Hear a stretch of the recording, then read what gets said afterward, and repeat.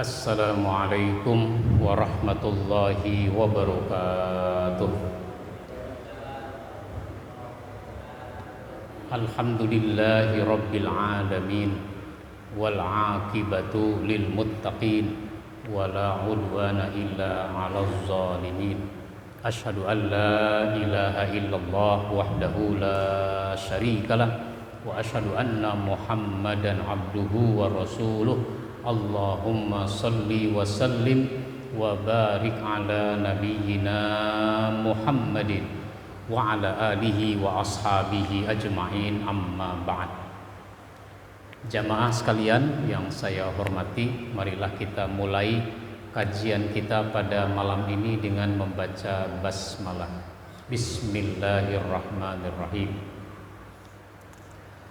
Pada malam ini kita lanjutkan bahasan kita asbabun nuzul tematik yang berkaitan dengan masjid, tentang Nabi tidak bingung segala cara dan celah dilakukan orang-orang kafir untuk mengganggu keyakinan umat Islam yang sudah mantap, termasuk mengganggu keyakinan Rasulullah Sallallahu Alaihi Wasallam.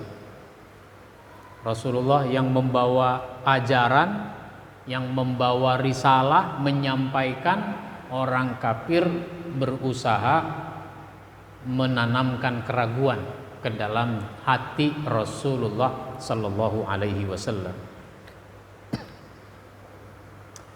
Ibnu Jarir meriwayatkan dari jalur As-Suddi bahwa setelah arah kiblat dipindahkan kembali ke Ka'bah, orang-orang musyrik berkata, Muhammad bingung dengan agamanya sehingga kiblatnya mengarah kepada kalian. Dia tahu bahwa kalian lebih benar daripadanya, dan dia pun akan masuk ke dalam agama kalian. Jadi karena arah kiblat pindah lagi ke arah Ka'bah dari arah Baitul Maqdis, itu Nabi dituduh orang bingung. Ungkapan mereka yang tidak benar itu ditanggapi, direspon oleh Allah Subhanahu wa taala dengan diturunkannya surat Al-Baqarah ayat 150. A'udzu billahi minasyaitonir rajim. Wa min haitsu kharajta fawalli wajhaka syatral masjidil haram wa haitsuma kuntum fawallu wujuhakum syatrah li'alla yakuna linnasi 'alaikum hujjatun illal ladzina zalamu minhum fala takhshawhum wahshawni wa liutimma ni'mati 'alaikum wa la'allakum tahtadun. Dan dari mana saja kamu keluar, maka palingkanlah wajahmu ke arah Masjidil Haram. Dan di mana saja kamu sekalian berada, maka palingkanlah wajahmu ke arahnya, agar tidak ada hujah, tidak ada alasan bagi manusia atas kamu kecuali orang-orang yang zalim di antara kamu. Maka janganlah kamu takut kepada mereka, takutlah kepadaku, dan agar ku sempurnakan nikmatku atasmu, dan supaya kamu mendapat petunjuk. Nah, dari cerita ini kita bisa mengambil pelajaran. Yang pertama, kiblat umat Islam sedunia adalah Ka'bah di Masjidil Haram. Karena itu Rasulullah Sallallahu Alaihi Wasallam dan umat Islam tidak boleh meragukannya meskipun orang kafir berusaha menanamkan keraguan. Karena yakin itu penting. Kalau sudah yakin, keputusan sudah diambil, ya sudah jalan. Jangan lagi ragu. Banyak orang sudah mengambil keputusan tapi ragu.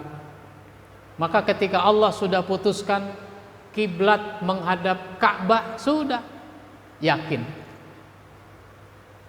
Begitu juga kita, kalau di masjid lingkungan kita arah kiblatnya diperbaiki berdasarkan penelitian, ya maka sesudah diperbaiki ya sudah yakin, jangan ragu. Terus sholat kita yang dulu-dulu bagaimana? Nggak usah mikir yang dulu-dulu, itu mah nggak ada masalah. Yang sekarang dan yang besok. Nah, di mana saja umat Islam berada, sholat harus dilakukan dengan menghadap Ka'bah. Atau bila tidak tahu dan tidak memungkinkan, maka niatnya tetap menghadap Ka'bah. Jadi kalau kita berada di suatu tempat, kalau sekarang kan kita punya aplikasi,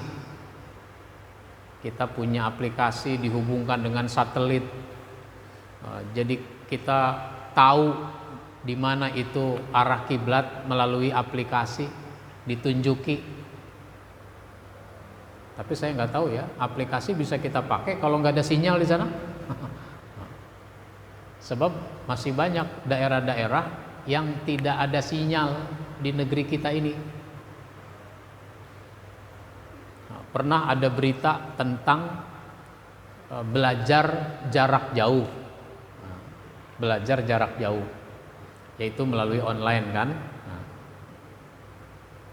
Itu di Kabupaten Agam, Sumatera Barat.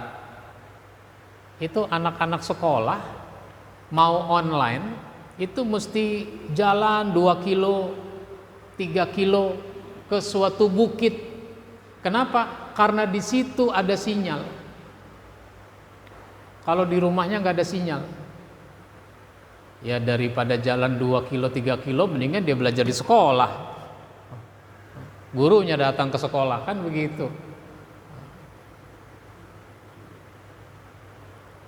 Ini sebuah contoh. Saya dulu pernah berdakwah di Sulawesi Tenggara, di satu kampung. Ketika datang memasuki kampung itu, saya nengok kanan kiri, perhatikan, kok nggak ada tiang listrik. Biasanya kan kita kalau masuk ke satu perkampungan di mana-mana di Jakarta, di mana itu ada tiang listrik, kelihatan kabel listrik. Di sini kok nggak ada ya tiang listrik. Saya lihat handphone, ternyata nggak ada sinyal.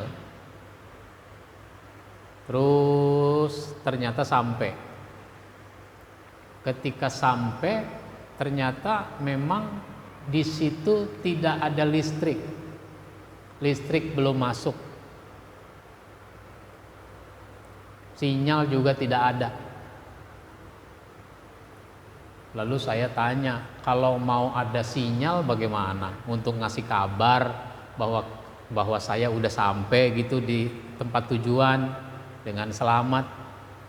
Oh, kalau mau dapat sinyal di sana tuh Pak Ustadz. Tuh, di sana ada bukit. Nah, bukit. Jadi di situ ada tuh sinyal. Nah, coba, ayo kita ke situ. Ke situ naik bukit 30 meter kira-kira. Bukitnya 30 meter. Lihat handphone, ternyata sebatang. Dapat sebatang, 2 batang. Dan di situ banyak orang pada naik ke bukit juga. Kenapa? Mau nelpon, mau SMS gitu waktu itu. belum ada WA. Nah, itu begitu. Jadi kalau kita berada di satu tempat, andai kita betul-betul sama sekali tidak tahu kemana arah kiblat, ya sudah, menghadapnya kemana saja. Yang penting niatnya dan yakinnya. Niat bahwa kita menghadap kiblat. Atau tidak memungkinkan kita menghadap kiblat. Tidak memungkinkan bagaimana? Karena kita berada di kendaraan. Ada di pesawat, ada di kereta, ada di bis. Yang kita sholatnya di bis misalnya, di kereta, nggak memungkinkan kita menghadap kiblat. Ya sudah, yang penting niatnya menghadap kiblat. Nah, begitu. Karena itu kaum muslimin tidak boleh bingung, apalagi berkembang menjadi konflik karena kebingungan itu. Bingung konflik, ya udah jadi.